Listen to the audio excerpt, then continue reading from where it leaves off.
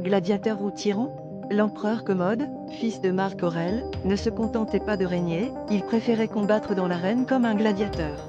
Contrairement aux autres empereurs qui se tenaient à distance des jeux, Commode adorait se lancer dans des combats sanglants, souvent truqués pour garantir sa victoire mais toujours spectaculaires. Imaginez un souverain de Rome, le centre du pouvoir mondial, descendant dans l'arène pour manier l'épée et le trident, transformant les jeux en un théâtre de ses propres passions. Durant son règne, il participa à plus de 735 combats, un record incroyable pour un empereur.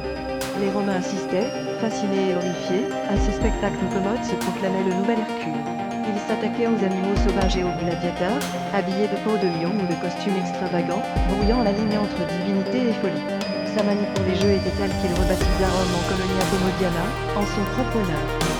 Commode allait jusqu'à exiger que ses exploits soient inscrits dans les annales comme des triomphes militaires, forçant le Sénat à reconnaître ses victoires fictives. Sa soif de combat était si intense qu'il voyait les gladiateurs comme ses véritables compagnons, méprisant les affaires d'État pour se consacrer à son obsession. Le peuple était déchiré entre admiration pour sa bravoure et dégoût pour sa cruauté. Sa passion pour les reines contribua à son déclin, alimentant la haine de ses adversaires politiques.